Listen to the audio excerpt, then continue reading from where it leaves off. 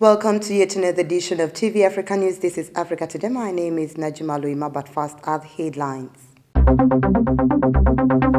EC starts process to replace Oulanya in Parliament.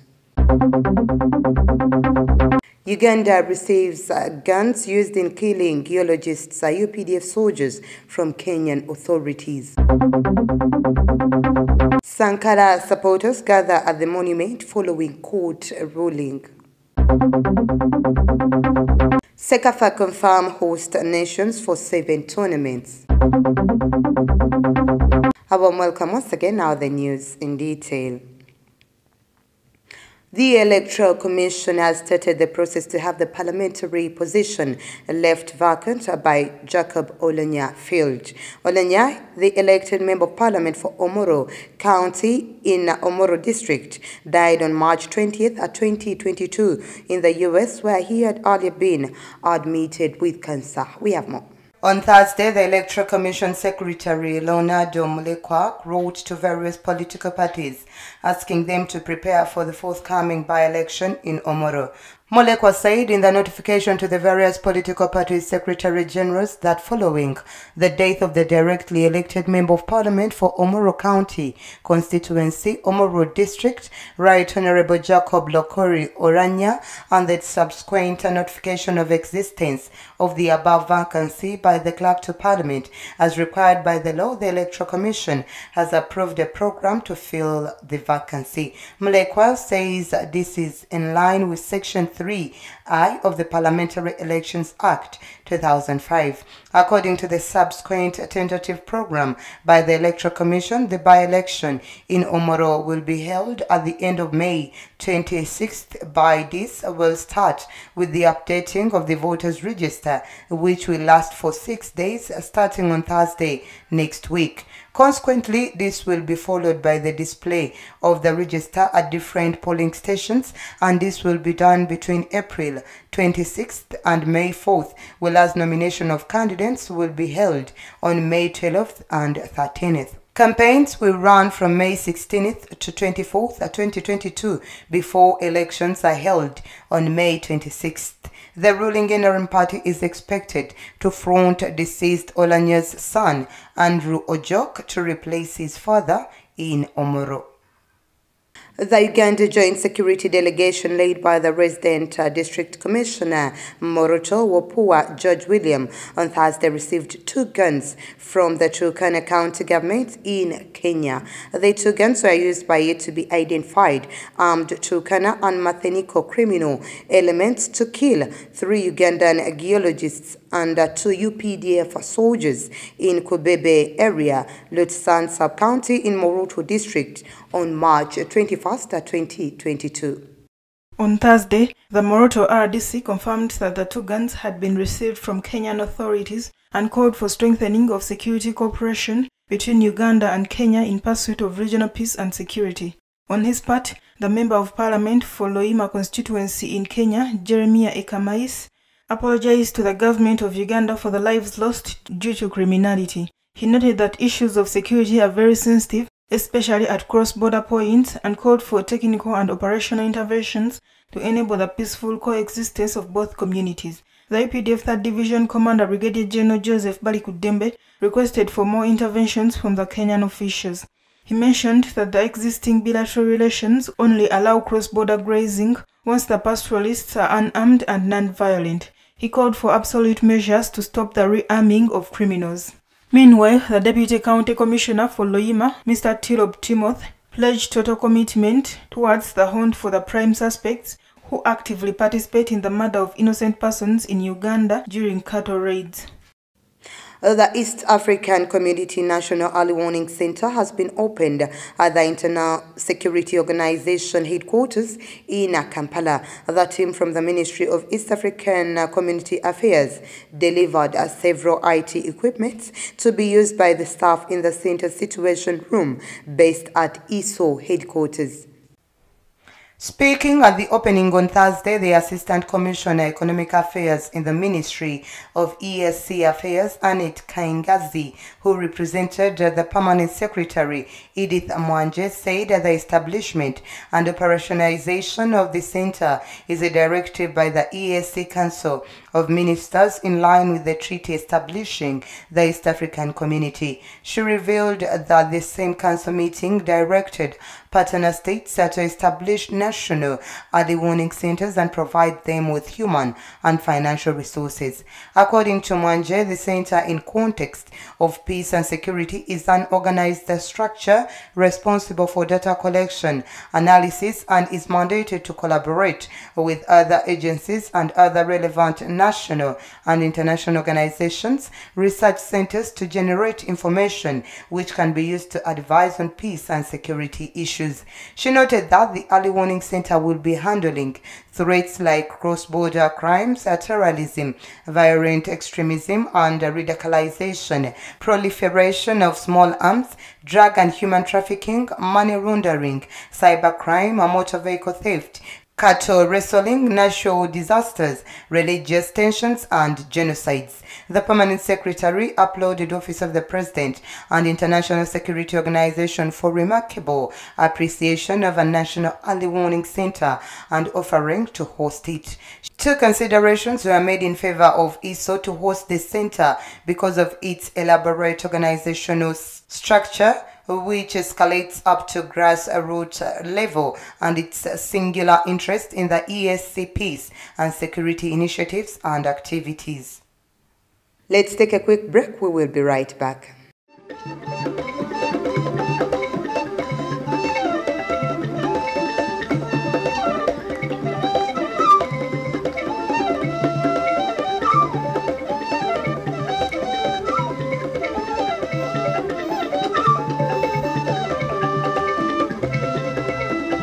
Welcome back. You're still watching TV Africa News, The Right to Know.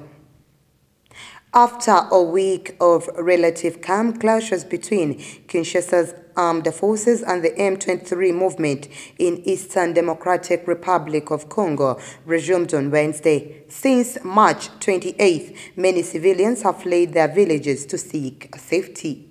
The M23, also known as the Congolese Revolutionary Army, grew from a former Tutsi militia once supported by Rwanda and Uganda. It was defeated by the National Army in 2013 but resurfaced last November. According to Ndamugabo Sebishimbo, one of the residents of North Kivu province who took refuge in Rushuru, they saw the M23 rebels on top of the hill next to their houses and they fled on Monday morning. Another resident, Patience Niyonzima, was in hospital with her newborn when everyone hastily departed around her. It was the end, according to Niyonzima, as she thought that they were going to die. She now lives in Rushuru with her baby, but like many, she left everything behind and says there are no resources to help her. A few days ago, the government urged displaced people to return home, but most of them are too afraid to go back despite their assurance. General Patience Mushidiyev, Deputy Commissioner General in charge of the Administrative Police in Rushuru, declared that they will leave the office in Kinshasa to go and die there because that is part of the national territory. According to local sources, since Wednesday, the National Army has been pounding hills occupied by M23 rebels but hasn't yet been able to dislodge them successfully. Over 10,000 have already left the area towards Uganda and 36,000 within the DRC, according to the UN. Moving on, Ibrahima Kassori Fofana, Prime Minister of Guinea until the military coup of 2021, and three former ministers of deposed President Alpha Conde were charged on Wednesday with embezzlement of alleged public funds and jailed in Conakry, according to one of their lawyers.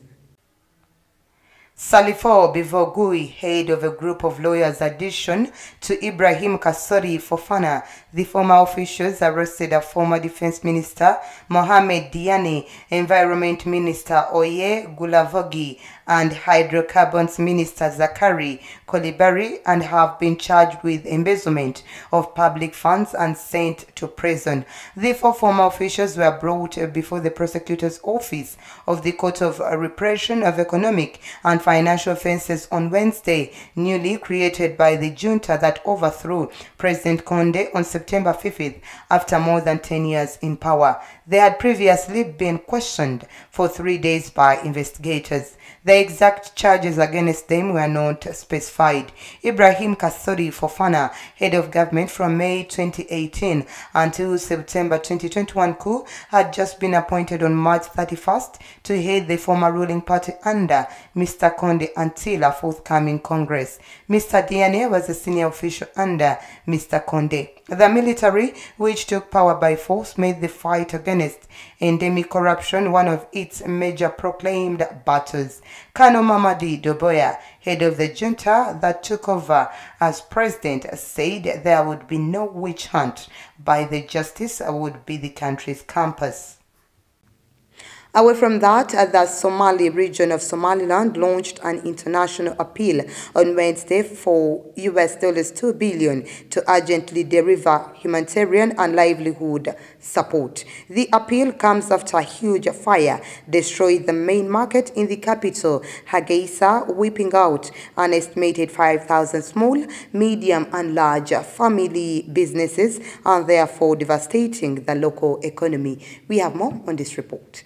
Somaliland President Muse Bihi Abdi said in a statement that the fire had caused losses estimated at $2 billion or around 60% of country's gross domestic product.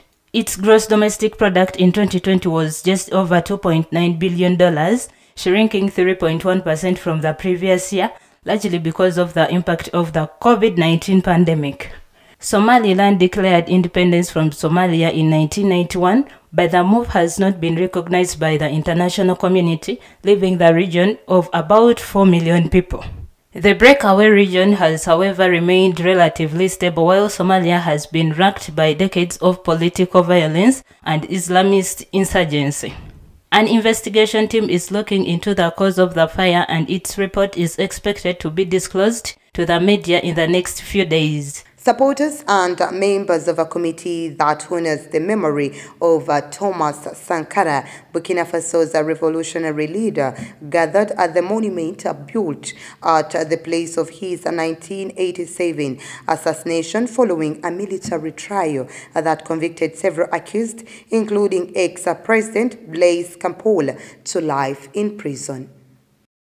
Pierre Ouedraogo, president of the Thomas Sankara International Memorial Committee, said that it restores something at a global level and thought that all the people of Burkina Faso should be proud because they have a competent justice system that is capable 35 years later with 20,000 pages of speaking justice and of speaking the law. The former president was tried in absentia. Blaise Compaoré lives in exile in Ivory Coast after being toppled by public protests in 2014. The officer accused of leading the hit squad, Hyacinthe Kafando, has been on the run since 2016 and was also tried in absentia. Germain Pitroipa, a relative of one of the victims, was so thankful that the trial was able to take place, adding that if this trial was held under Blaise Compaoré's regime, where everything was in his favor and where everything was under control, perhaps they would have had a manipulated trial and the victims would perhaps have been humiliated. Former Trade Minister Haruna Kabore, who was satisfied with the outcome, said that in the case of Thomas Sankara and his companions,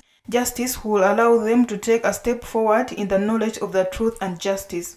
The 6-month trial was avidly followed by many in the nation, for whom Sankara's bloody death remains a dark blot on the country's history. Let's once again take a quick break. We will be right back.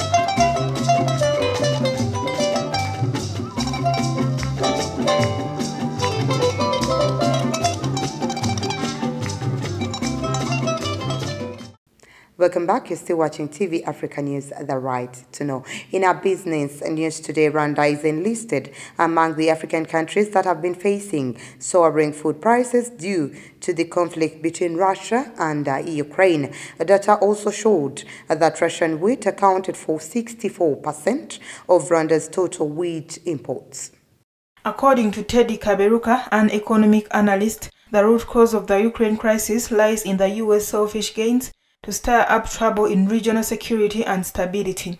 He said that the Ukrainian war was a big shock on the international market for different commodities and has been seen in the last 5 weeks where the price has gone very incremental.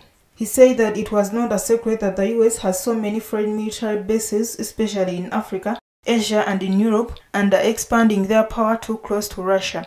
He advised to bring the conflicting countries on the negotiating table, discuss and find a compromise that will not affect the global supply of commodities. In 2020, the country spent over $44 million in importing 177,740 tons of wheat, up from 159,350 tons in 2019, according to data released by the country's Ministry of Trade and Industry. The heavy reliance on wheat imports has forced the landlocked small country to look for an alternative importer, according to Rwandan Prime Minister Edward Ngirente in mid-March. According to an industry insider, the hostilities between Russia and Ukraine have an incremental impact on Rwanda's food imports.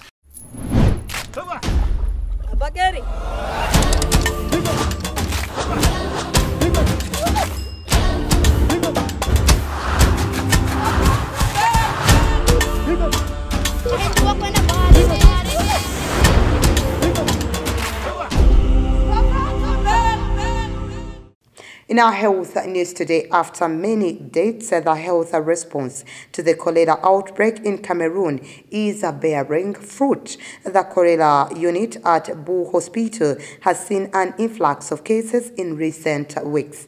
According to the director, the situation is stabilizing. According to Dr. Martin Makake, director of Bou Regional Hospital, the situation in this area has indeed stabilized, adding that they had a cumulative 350 cases of patients who have been treated following that disease, and among them were 6 deaths from cholera.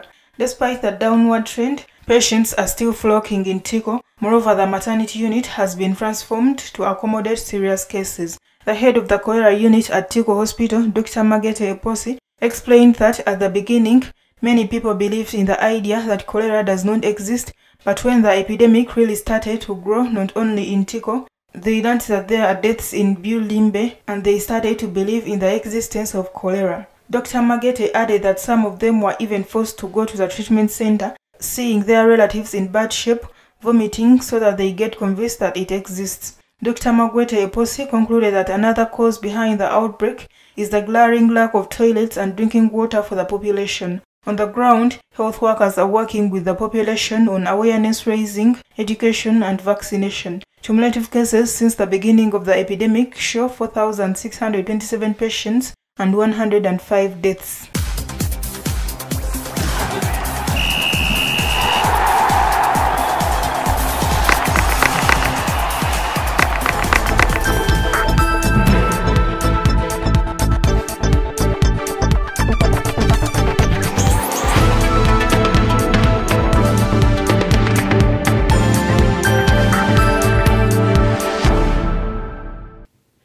And finally, in our sports news today, the Council of East and Central Africa Football Associations on Tuesday this week confirmed the countries that will host 7 tournaments to be played in 2022. Sekafa Executive Director Auka Gechel said after receiving bids last month, the Executive Committee met via Zoom on Tuesday to evaluate the bids and make the final decision on the different hosts. We have more.